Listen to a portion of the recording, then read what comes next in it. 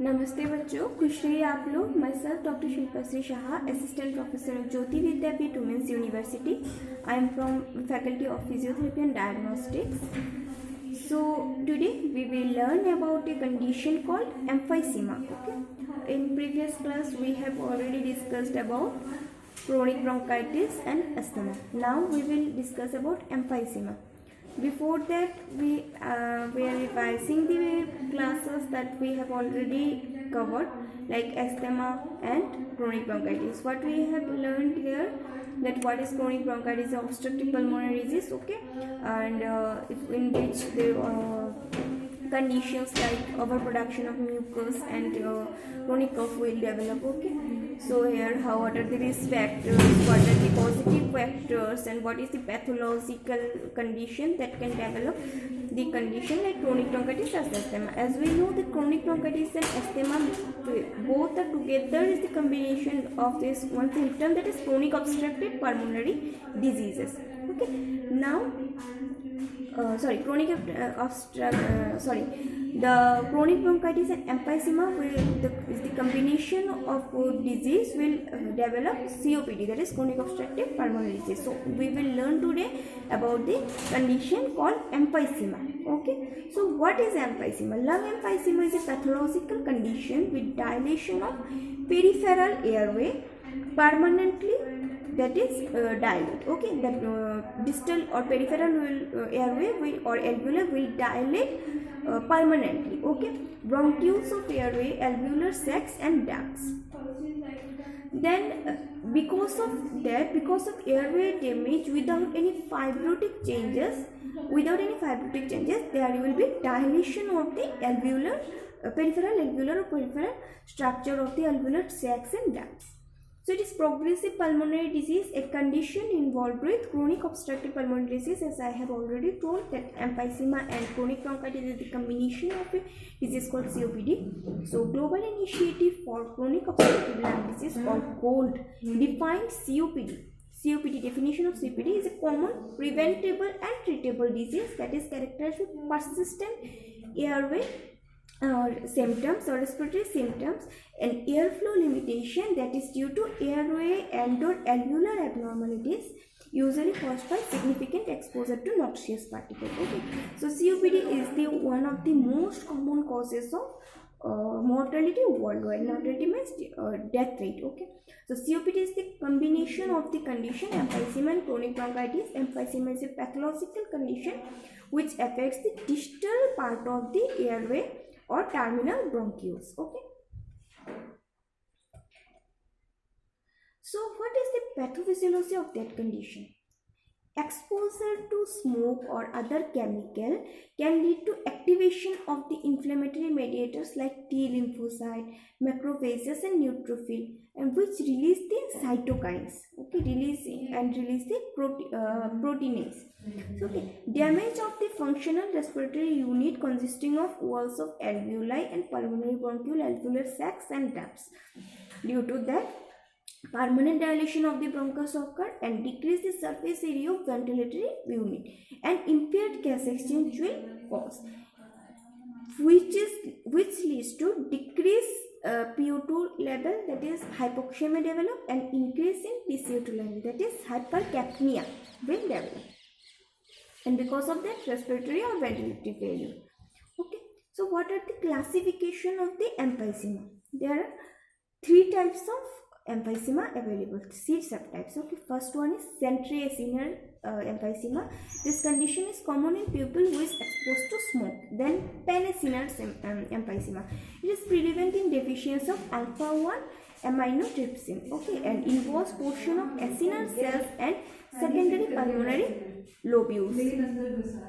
Then paraseptal emphysema. It is also named as distal acinar emphysema and is defined as the prominent involvement of distal alveolar ducts and sacs.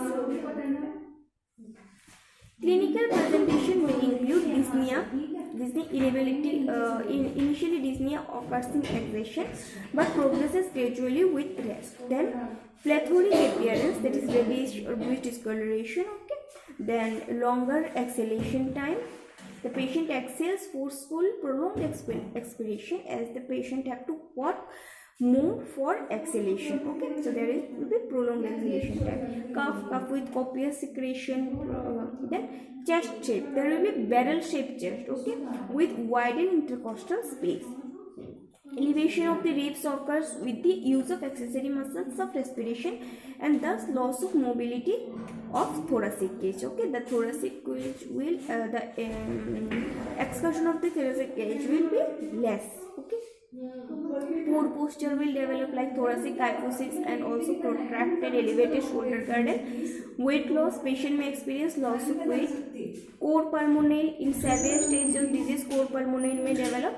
Lung function, the ratio of FEV1 and FVC less than 70% and residual volume will increase.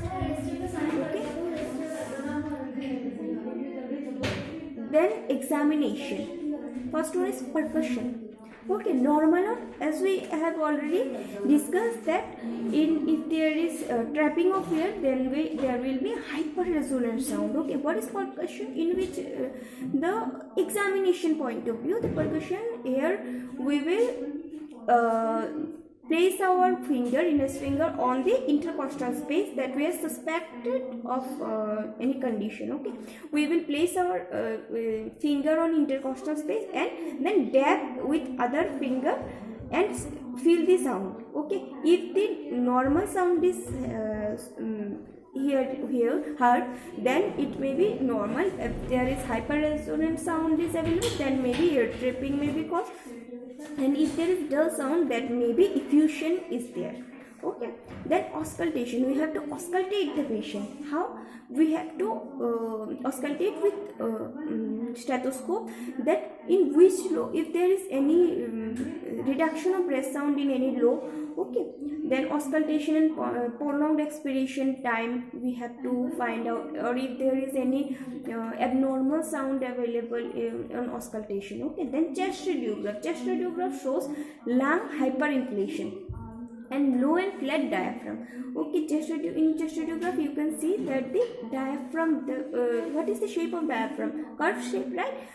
Semi-curved, that is C shape. Okay, but in this case, if there is overinflation of the lung, the patient's diaphragm will be going into flat curvature. Okay, flat. So we can see it like that. Then young person with emphysema symptoms should be checked deficiency of alpha-1 aminotransferase.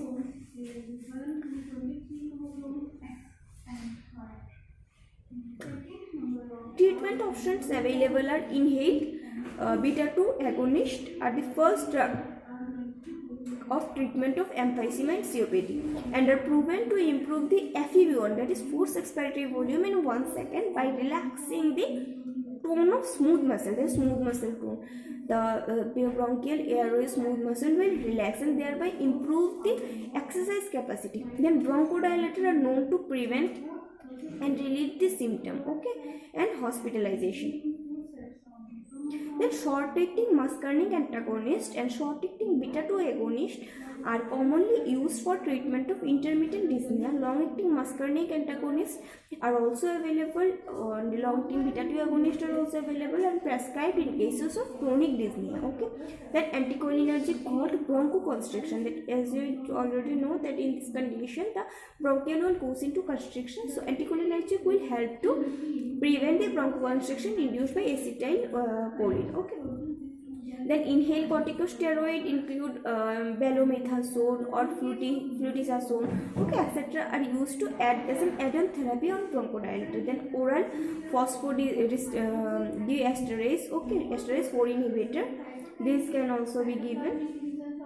Then triple inhaled therapy, that is LAMA, long-acting muscarinic agonist, LABA, long-acting beta-2 agonist, and ICS, that is inhaled corticosteroid, can also be given and proved to be the drug by Food and Drug Administration and is taken once per day. Okay, so these are the medication involved for the condition. Now, what is the physiotherapeutic treatment? First, we have to understand what are the goal of treatment. As we know, the patient will use as the diaphragm goes into flat, that is the work of diaphragm will reduce. So we have to understand that we have to go for diaphragm strengthening program, right?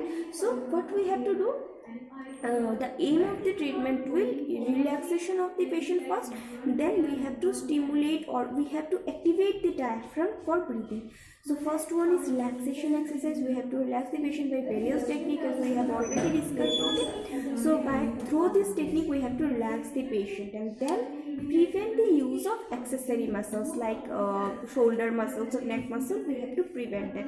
Okay, after that we have to go for diaphragm strengthening program. If the patient is not very much easy with the diaphragmatic exercise, then we have to go for sniffing technique. We have to ask the patient to sniff properly. Okay, first if the patient then is very much good with the sniffing technique, then you can target the diaphragm and go for the diaphragmatic strengthening exercise. Okay, other than that, for secretion clearance technique, you can use various technique for the secretion clearance like vibration, ACVT, etc.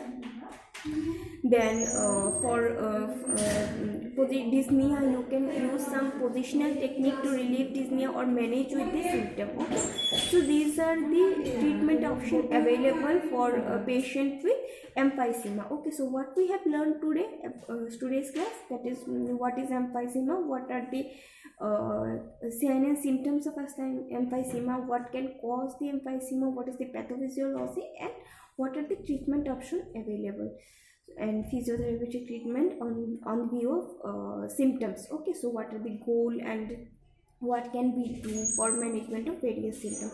So you have to understand all of this. For better understanding, you can go through books also.